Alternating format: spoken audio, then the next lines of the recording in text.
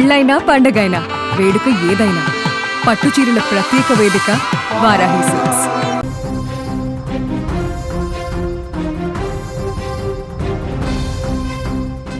కళ్ల ముందు మృత్యువు కనిపిస్తున్న కన్న కొడుకును కాపాడుకునేందుకు ఆ తల్లి చివరి క్షణం వరకు తల్లడిల్లింది.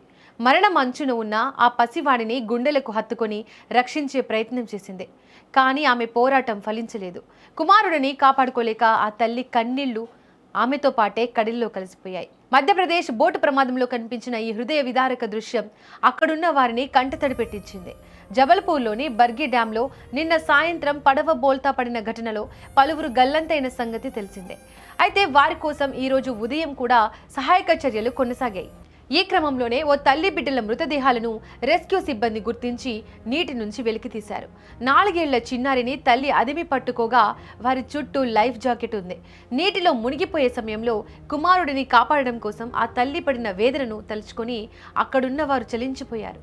నర్మదా నదిపై నిర్మించిన బర్గి డ్యాంలో 29 మంది ప్రయాణికులు 2 సిబ్బందితో కూడిన క్రూజ్ బోట్ విహారానికి వెళ్ళింది. అయితే ప్రకృతి వైపరీత్యం కారణంగా వాతావరణం ఒక్కసారిగా మారిపోయింది. బలమైన గాలులు వీచడంతో రిజర్వాయర్లోని నీరు అల్లకల్లోలంగా మారింది. ప్రమాదాన్ని ముందే పసిగట్టిన కొందరు ప్రయాణికులు పడవను వెనక్కి తిప్పమని కోరారు. కానీ ఆ అరుపులు బోటు నడిపే వారికి వినిపించలేదు. కాసేపటికే అలల ఉధృతికి పడవ బోల్తా పడింది. నిమిషాల వ్యవధిలో అందరూ నీటిలో మునిగిపోయారు. అయితే ఇక్కడ నిర్వాహకుల నిర్లక్ష్యం స్పష్టంగా కనిపిస్తోంది. ప్రమాదం జరిగిన సమయంలో లైఫ్ జాకెట్లు అందించడం వల్ల ప్రయాణికులు సరిగ్గా వాటిని ధరించలేకపోయారని సమాచారం. ముందుగా భద్రతా చర్యలు తీసుకుని ఉంటే ఇంతటి ప్రాణ నష్టం జరిగేది కాదని బాధితులు ఆవేదన వ్యక్తం చేస్తున్నారు.